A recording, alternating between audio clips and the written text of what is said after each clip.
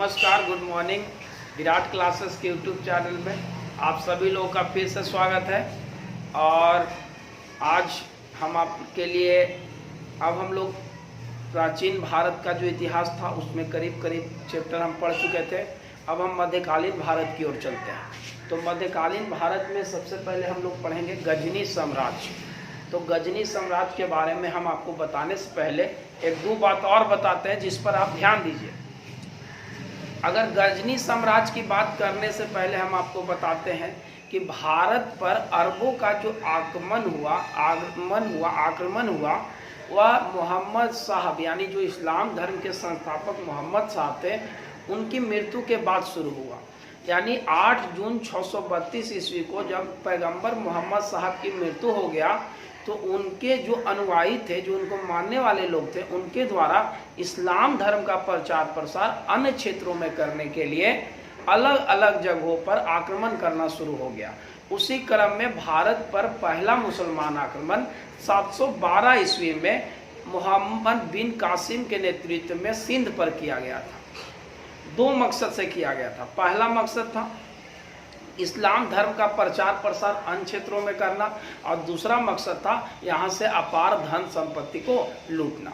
यानी कि इस 2 मकसद के कारण भारत पर अरबों का आक्रमण शुरू हो गया। इसी क्रम में एक दूसरा आक्रमण भारत पर हुआ, वह गजनी साम्राज्य के लोगों के द्वारा हुआ। तो आज हम पढ़ेंगे गजनी साम्राज्य। देखिए, मोहम्मद बिन कासिम के नेतृत्व में अरबों ने भारत पर पहला आक्रमण 712 में किया और पहला मुसलमान जिसने भारत पर आक्रमण किया उसका नाम था मोहम्मद बिन कासिम। अब उसके नेतृत्व में जब हुआ उसके बाद बहुत सारे लोग भारत की ओर आना शुरू कर दिए। उसी के क्रम में गजनी आया। तो आज गजनी के बारे में हम लोग पढ़ेंगे। कहा रहा है कि गजनी साम्राज्य या इसी को बोलते हैं यामनी वंश, यामनी साम्राज्य या यामनी वंश। कह रहा है कि गजनी साम्राज्य को ही यामनी वंश के नाम से जाना जाता है। कह रहा है कि गजनी साम्राज्य के संस्थापक अल्पतगीन था। गजनी साम्राज्य के संस्थापक कौन था? अल्पतगीन नामक एक तुर्क सरदार था। अल्पतगीन नामक एक तुर्क सरदार था। इसी ने गजनी साम्राज्य की स्थापना की। यानी कि गजनी साम्राज्य की स्थापना अल्पतगीन नामक एक तुर्क सरदार ने किया था। कोई दिक्कत? गजनी साम्राज्य की स्थापना किसने किया था? अल्पतगीन नामक तुर्क सरदार। अल्पतगीन गजनी एक जगह है, अफगानिस्तान का एक जगह है गजनी। वहीं अल्पतगीन नामक एक तुर्क सरदार ने गजनी साम्राज्य की स्थापना किया। अल्पतगीन का एक दामाद था जिसका नाम था सुबुतगीन। अल्पतगीन का एक दामाद था जिसका नाम था सुबुतगीन। सुबुतगीन नाम। अल्पतगीन नामक जो तुर्क सरदार था उसी का दामाद था जिसका नाम था सुबुतगीन। सुबुतगीन 977 ईस्वी में गजनी साम्राज्य का राजा बना। 977 ईस्वी में यह राजा बना गजनी साम्राज्य का।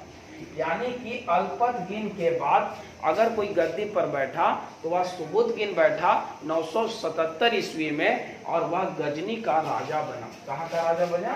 गजनी का राजा बना। यहाँ तक की बातें इतना ध्यान रखिएगा। अल्पतगीन नामक बहुत सारे लोग तो गजनी साम्राज्य के संस्थापक मोहम्मद गजनी बोल देते हैं। नहीं, गजनी साम्राज्य के संस्थापक अल्पतगीन था। इसका एक दामाद था जिसका नाम था सुबुतगीन, जो 977 ईस्वी में राजा बना था। और सुबुतगीन ने ही भारत पर इसने भी पहला आक्रमण किया था पंजाब में राजा जयपाल के विरुद्ध। इसका भी जो पहला आक्रमण था वह पंजाब में किया था। पंजाब पर आक्रमण किया था और वहाँ के राजा किसके विरुद्ध किया था? जयपाल के विरुद्ध। कह रहा है कि सुबुतगीन का एक पुत्र था जिसका नाम था मोहम्मद गजनी। सुबुतगीन का एक पुत्र था जिसका नाम था, इधर लिख पुत्र था जिसका नाम था मोहम्मद गजनी। अब मेन इसी का कहानी हमको पढ़ना है, मोहम्मद गजनवी या मोहम्मद गजनी। इसी का कहानी मेन हमको पढ़ना है। क्या क्या हम आपको बताएं? अल्पतगीन नामक एक तुर्क सरदार था। अल्पतगीन नामक तुर्क सरदार था जिसने गजनी साम्राज्य की स्थापना किया। गजनी अल्पतगीन की मृत्यु के बाद सुबुतगीन 977 ईस्वी में राजा बना और यह गजनी का राजा बना। इसने पंजाब पर राजा जयपाल के विरुद्ध आक्रमण किया था, लेकिन सफलता हासिल इसको नहीं हुई। मोहम्मद सुबुद्दीन का एक पुत्र था जिसका नाम था मोहम्मद गजनी। मोहम्मद गजनी का अगर जन्म की बात करें तो इसका जन्म 2 नवंबर 971 ईस्वी को हुआ था। इसका जन्म 2 नवंबर 971 ईस्वी को जीनी नामक स्थान पर हुआ। जीनी कह रहा है कि मोहम्मद गजनी का जन्म 2 नवंबर 971 ईस्वी को जीनी प्रांत में हुआ था। जीनी एक जगह था, वहीं पर इसका जन्म हुआ। मोहम्मद गजनी 27 वर्ष के अवस्था में अपने पिता के यानी सुबुद्दीन के देहांत के बाद यह गद्दी पर बैठा। कह रहा है कि 27 वर्ष की अवस्था में 998 ईस्वी में यह मोहम्मद गजनी गद्दी पर बैठा। देखिए, सुबुद्दीन के मरने के बाद इस्माइल गद्दी पर बैठा कुछ दिनों के लिए, लेकिन वह उतना योग्य शासक नहीं था कि राज्य का शासन चला पाए, इसीलिए उसे हटाकर मोहम्मद गजनी को 998 ईसा पूर्व में गद्दी पर बैठा दिया। यह पहला ऐसा शासक था जिसने खुद को सुल्तान पद की उपाधि से नवाजा। याद रखिएगा, मोहम्मद गजनी पहला ऐसा शासक हुआ जो खुद को सुल्तान पद की उपाधि से नवाजा। यह पहला ऐसा शासक हुआ जिसने खुद को सुल्तान पद की उपाधि से नवाजा, और यह पहला इस मुसलमान शासक हुआ जिसने पुराणों का अध्ययन किया। पुराणों का अध्ययन करने वाला पहला मुसलमान शासक कौन था? मोहम्मद गजनी था। मोहम्मद गजनी खुद को सुल्तान कहता था। इसका जन्म 2 नवंबर 971 ईस्वी को जीनी में हुआ था। या 998 ईस्वी में गद्दी पर बैठा, यानी राजा कब बना? 998। कोई दिक्कत यहाँ तक? मोहम्मद गजनी जब यह गद्दी पर बैठा, गजनी साम्राज्य का मालिक बना, इसने कसम खाया हर एक साल भारत जाएंगे, वहां आक्रमण करेंगे और वहां से अपार धन संपत्ति लूटेंगे, और वहां से धन संपत्ति लूट के अपने राज्य को, अपने जगह को समृद्ध बनाएंगे। और इसने इस कथन को जब शपथ लिया, जब वह राज्याभिषेक उसका हुआ, जब वह गद्दी पर बैठा, उसी समय इसने खाया, और सही में इसने भारत पर 17 बार आक्रमण किया। कहा रहा है कि मोहम्मद गजनी ने भारत पर 17 बार आक्रमण किया। याद रखिए, मोहम्मद गजनी ने भारत पर 17 बार आक्रमण किया। इस बात को एक इतिहासकार है जॉन सर इलियट ने बताया है। किसने कहा कि मोहम्मद गजनी ने 17 बार आक्रमण किया? सर इलियट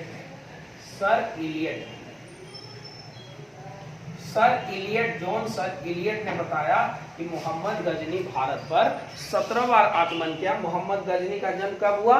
2 नवंबर 971 ईस्वी को जीनी में हुआ। यह राजा कब बना? 27 साल की अवस्था में बना। इसके पिता का नाम सुबुद्दीन था, जो 977 ईस्वी में गजनी साम्राज्य के मालिक बने थे, और इसने भारत पर 17 बार आक्रमण किया। और यह पहला शासक हुआ जिसने खुद को सुल्तान पद की उपाधि से नवाजा। और सर जॉन इलियट के द्वारा यह कहा गया है कि मोहम्मद गजनी ने भारत पर 17 बार आक्रमण किया। कोई दिक्कत? अच्छा, मोहम्मद गजनी का भारत पे पहला आक्रमण 1000 ईस्वी में था। मोहम्मद गजनी का भारत में पहला आक्रमण 1000 ईस्वी में था। याद रखिएगा। और 1000 ईस्वी में जो इसने आक्रमण किया था, वह पंजाब के क्षेत्रों में सीमांत, यानी कि उसका जो सीमा था उस पे आक्रमण किया था। यानी कि मोहम्मद गजनी का भारत पे पहला आक्रमण 1000 ईस्वी में था, लेकिन इसका जो 1000 ईस्वी में आक्रमण था वह पंजाब के सीमावर्ती क्षेत्रों में था। पंजाब के सीमावर्ती क्षेत्रों में था, यानी पूरे भारत में यह अंदर नहीं आया था, केवल पंजाब के सीमा पर आक्रमण करके भाग गया था वापस। यानी 1000 में कौन राजा थे? राजा जयपाल के विरुद्ध। याद रखिएगा कि मोहम्मद गजनी ने 1000 में पंजाब के सीमावर्ती क्षेत्रों में आक्रमण किया, लेकिन वह पूरी तरह से राजा जयपाल को नहीं हराया, वापस भाग गया। और दोबारा इसने तुरंत 1 साल के बाद 1001 ईस्वी में फिर राजा जयपाल के विरुद्ध आक्रमण कर दिया और राजा जयपाल को बुरी तरह से हरा दिया। यानी कि 1000 में जब इसने पंजाब के सीमावर्ती क्षेत्रों में आक्रमण किया, उसकी बाउंड्री पर आक्रमण करके कुछ धन संपत्ति लूट के भाग गया, लेकिन 1001 में यह राजा जयपाल के विरुद्ध आक्रमण किया। एक इंटरेस्टिंग बात है कि जब भी आक्रमण करता था तो गर्मी के क्षेत्र समय में आक्रमण करता था, बरसात में नहीं करता था। जैसे यह जब भी आक्रमण करता था तो या तो अप्रैल से लेकर जून के महीने में आक्रमण करता था, अप्रैल मई जून यही 3 महीने में आक्रमण करता था, ताकि इसलिए आक्रमण करता था ताकि इसको ऐसा लगता था, क्योंकि इसे जब भी भारत आना होता था तो इसे नदी भी पार करके आना पड़ता था, और उस समय ज़्यादातर जो नदियां होती थी सूखी रहती थी, और यही कारण से यह हमेशा गर्मी के दिनों में आक्रमण करता था।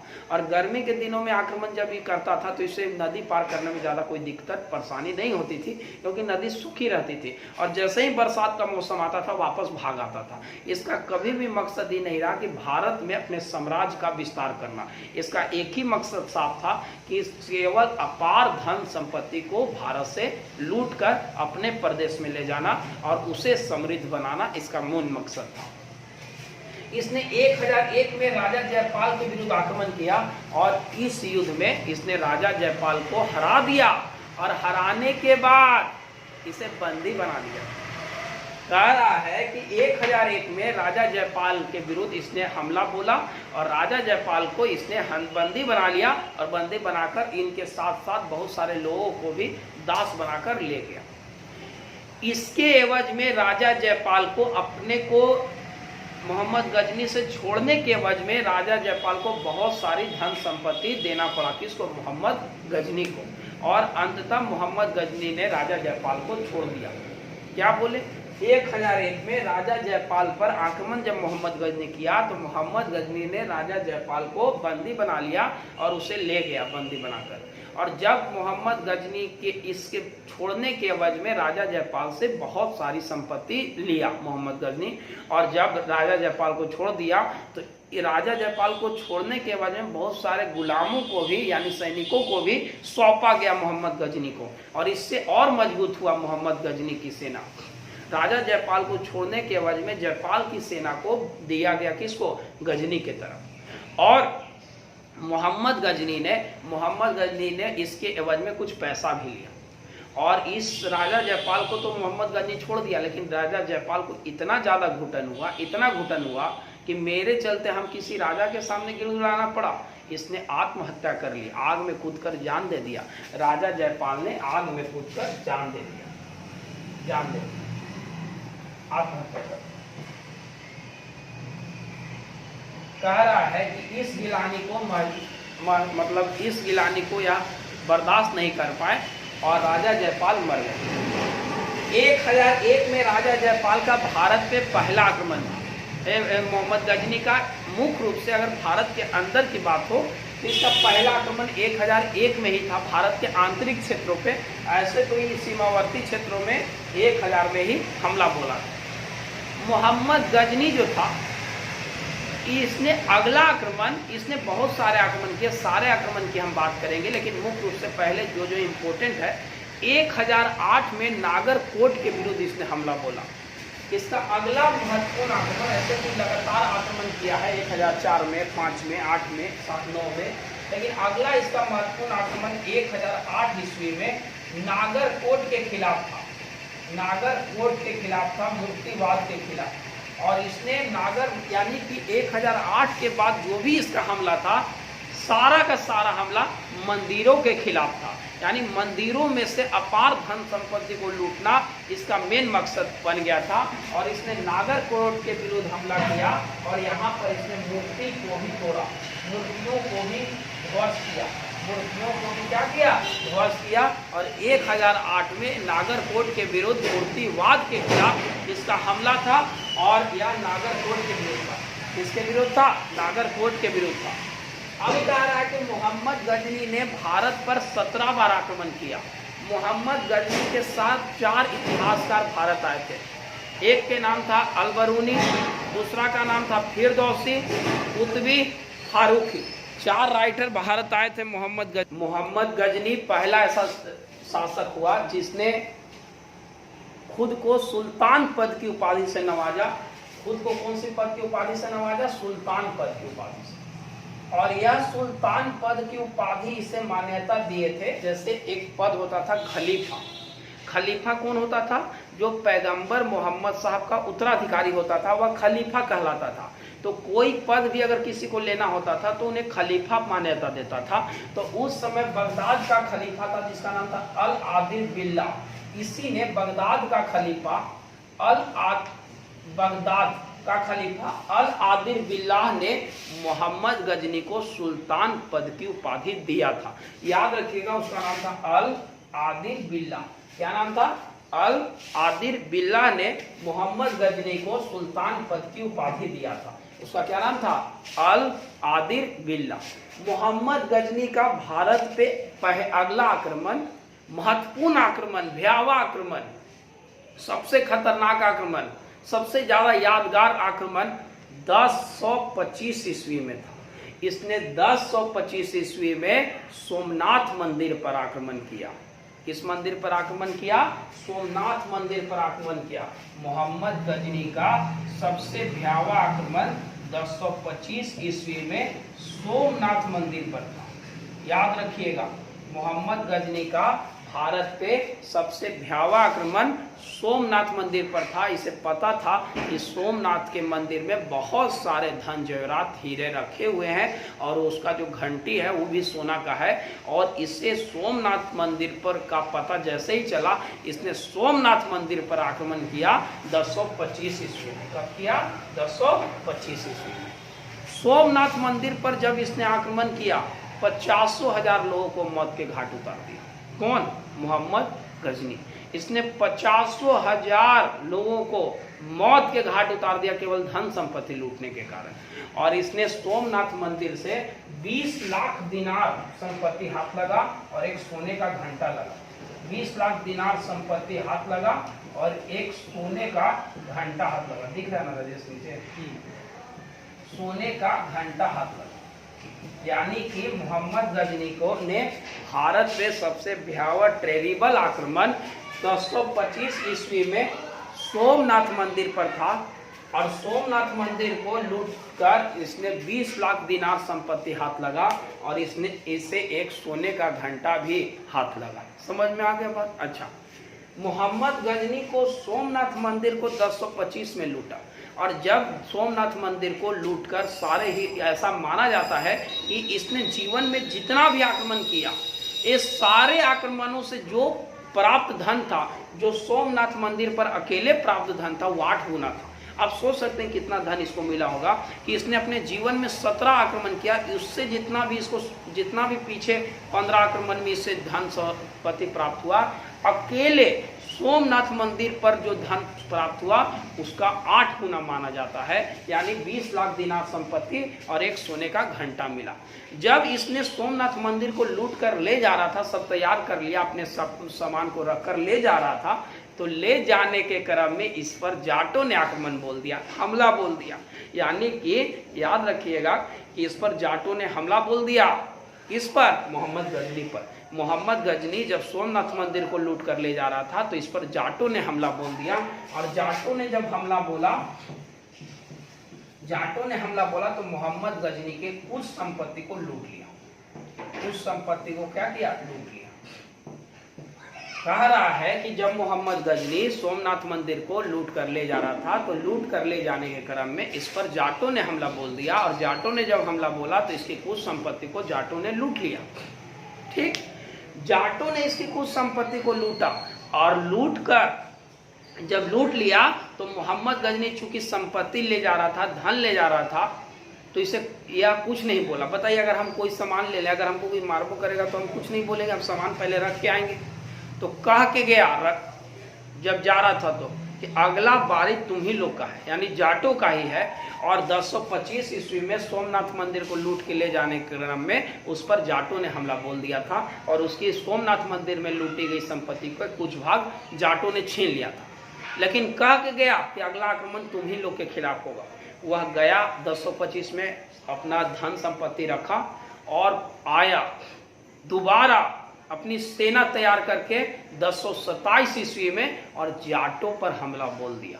यानी कि इसका अंतिम आक्रमण, यानी अगर मोहम्मद गजनी का अंतिम आक्रमण की बात करें तो इसका अंतिम आक्रमण 1027 ईस्वी में जाटों के खिलाफ था।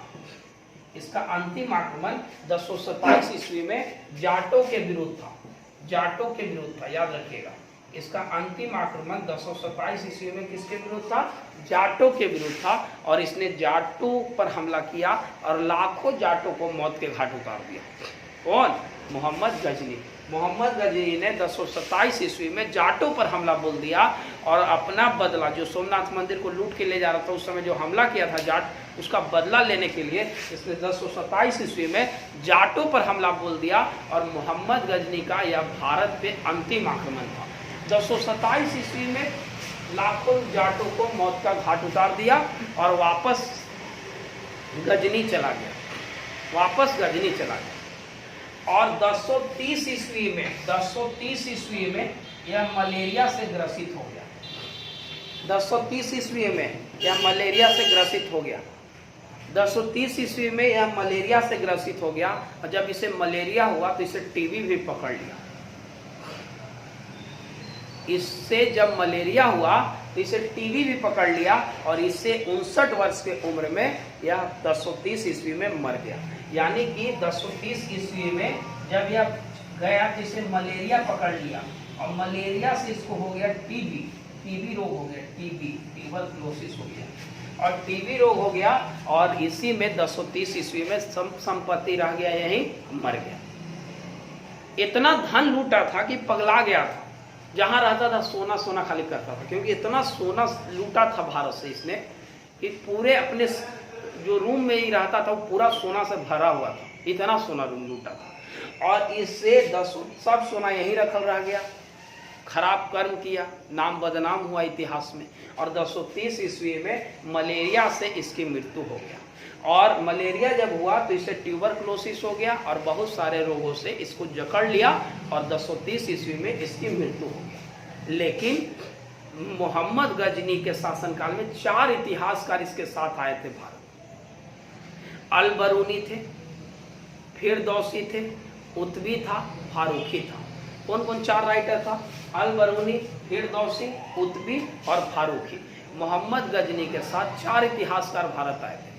अल-बरूनी, फिरदौसी, उतबी, फारूकी, याद रहेगा। मोहम्मद गजनी के साथ 4 इतिहासकार भारत आए। इसको आप देख लीजिए, स्क्रीनशॉट ले लीजिए, थोड़ा सा मिटाएंगे हम। इतना पहले बात हम फिर से आपको बताएंगे, याद रखिए, यहाँ लिख सकते हैं ना। कह रहा है कि इसके साथ 4 इतिहासकार भारत आया था। पहला का नाम था अल-बरूनी, अल-बरूनी, दूसरा का नाम था फिरदौसी, तीसरा का नाम था उतबी और चौथा का नाम था फारूकी, फारूकी, याद रखिएगा। मोहम्मद गजनी के साथ 4 इतिहासकार भारत आए थे, अल-बरूनी, फिरदौसी, उतबी, फारूकी, याद रखिएगा। अल-बरूनी, फिरदौसी, उतबी, फारूकी, याद रहेगा। अल-बरूनी, फिरदौसी, उतबी और फारूकी। अल-बरूनी का किताब है किताबुल हिंद, अल-बरूनी का है किताबुल हिंद और तहकीक-ए-हिंद, किताब-उल हिंद और तहकीक-ए-हिंद अल-बरूनी का पुस्तक है। फिरदौसी शाहनामा, शाहनामा पुस्तक फिरदौसी का है। उतबी का है तारीख-ए-यामनी और किताब-उल-यामनी, ये तीनों पुस्तक याद रखिएगा इन लोग का। इसका अल-बरूनी का है तहकीक-ए-हिंद, तहकीक-ए-हिंद इसकी पुस्तक है अल-बरूनी का। और फिरदौसी का है शाहनामा और उतबी का है तारीख-ए-यामनी, तारीख-ए-यामनी,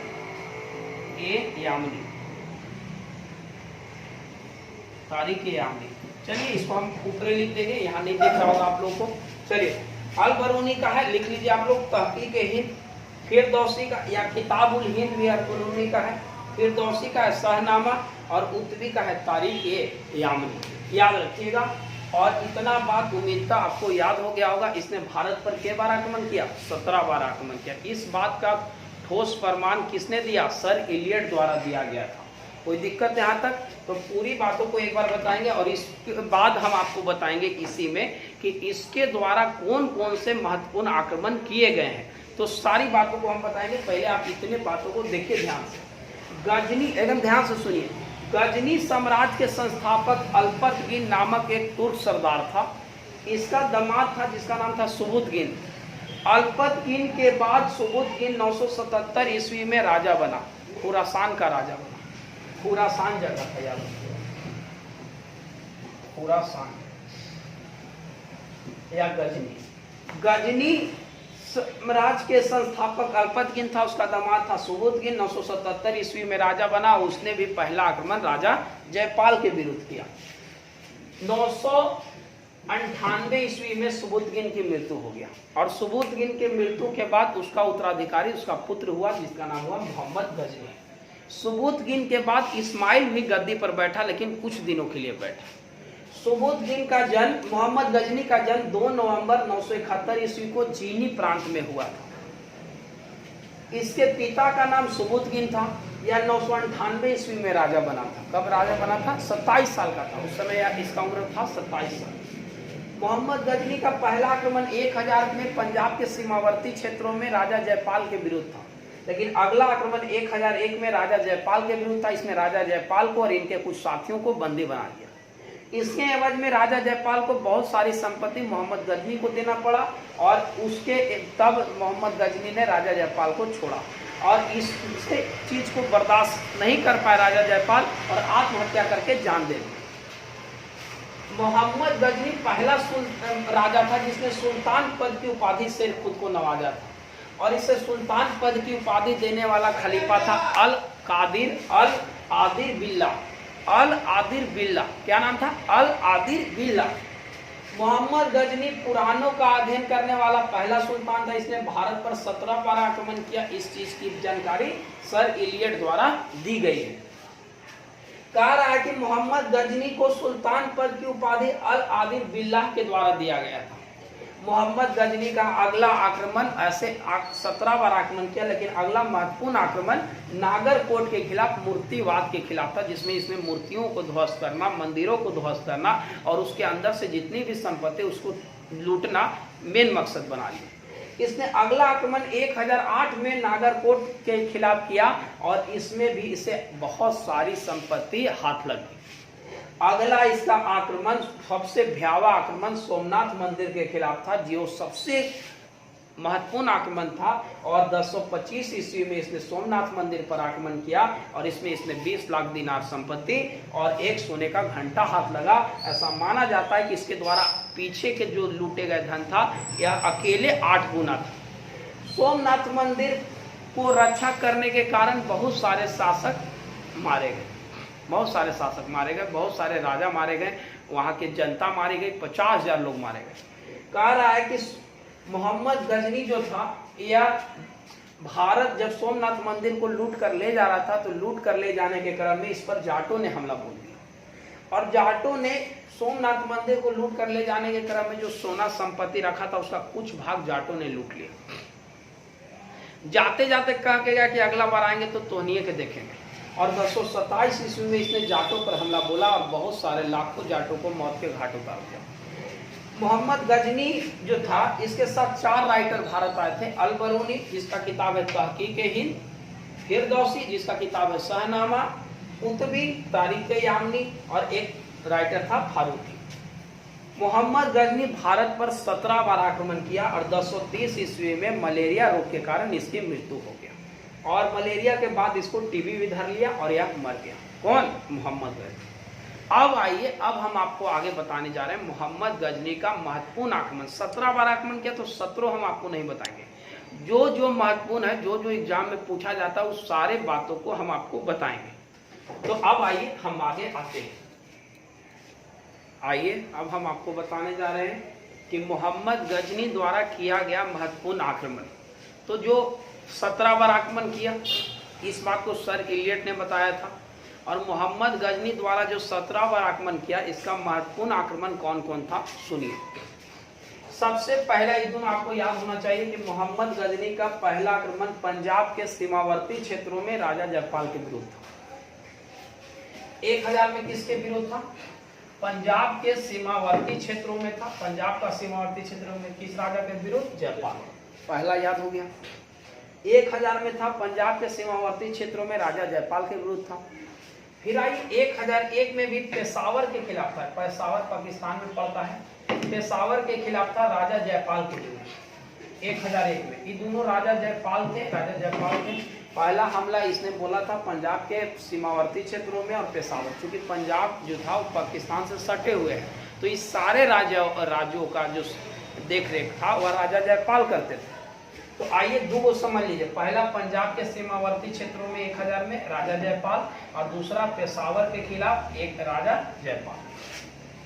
अगला आक्रमण 1008 में पेशावरे के खिलाफ किया आनंदपाल। कौन था? राजा जयपाल का पुत्र था।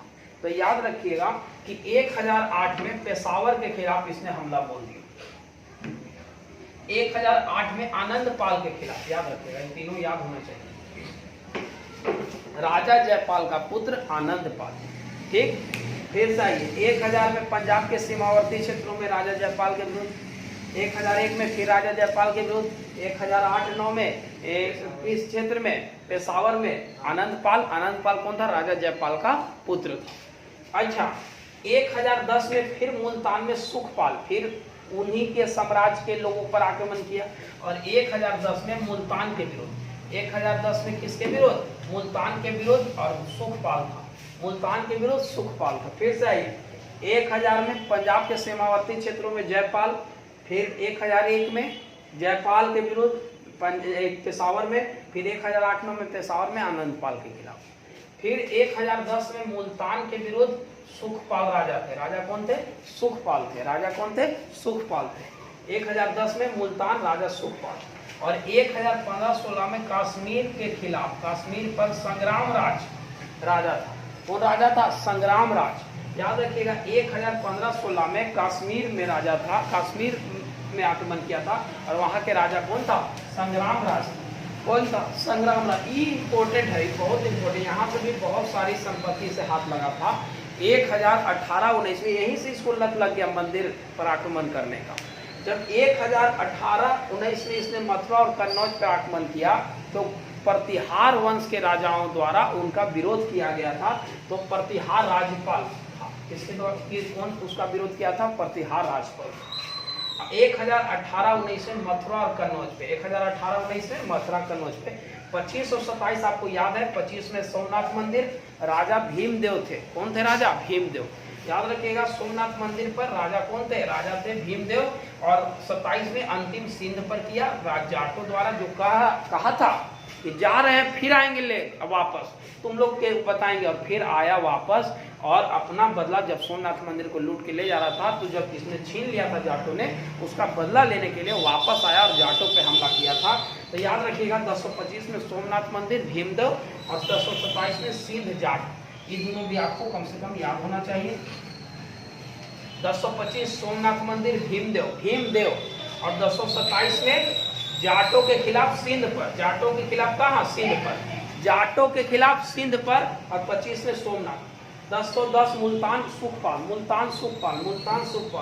1516 में कश्मीर में संग्राम राज, 1516 में कश्मीर में संग्राम राज, और 1819 में मथुरा एवं कन्नौज प्रतिहार वंश के शासकों द्वारा उनका विरोध किया गया, और प्रतिहार वंश के द्वारा, या प्रतिहार वंश का राज्यपाल वहां था, उसी से लड़ा। तो याद रखिएगा, सारी बातों को एक बार बता देते हैं। 1000 में पंजाब के सीमावर्ती क्षेत्रों पे जयपाल, तो अगर नहीं जान रहे लिखते चलिए। 1001 में पंजाब के सीमावर्ती क्षेत्रों में राजा जयपाल थे। दूसरा 1001 में पेशावर राजा जयपाल थे। फिर 1008-9 में राजा जयपाल का पुत्र आनंदपाल था, पेशावर में ही। 1010 में मुल्तान सुखपाल थे। 1015-16 में कश्मीर में संग्राम राज था। 1018 में मथुरा कन्नौज में प्रतिहार था, और 1025 में सोमनाथ मंदिर राजा भीमदेव थे, और 227 में सिंध पर राजा माने जाटों के खिलाफ था। तो आप याद रखिएगा इतने बातों को। उम्मीद करते हैं कि आपको याद हो गया होगा, और अभी तक जो चैनल को सब्सक्राइब नहीं किया, चैनल को सब्सक्राइब जरूर कर दीजिए, ताकि, और बेल आइकन को भी प्रेस कर दीजिए, ताकि आप लोग पास नोटिफिकेशन पहुंच जाए। प्रत्येक दिन, एक आध दिन हो सकता है बीच हो जाए, लेकिन प्रत्येक दिन आपको पूरा इतिहास, भूगोल, फिजिक्स, केमिस्ट्री सारा हम आपको पढ़ा देंगे धीरे धीरे करके। सारा वीडियो आपको उपलब्ध होगा, और मैथ भी आपको हम पढ़ाएंगे। स्मार्ट बोर्ड डालने दीजिए, स्मार्ट बोर्ड की देर है। स्मार्ट बोर्ड आ जाएगा तो क्वेश्चन लिखल रहता है, बड़ा आराम होता है पढ़ाने में।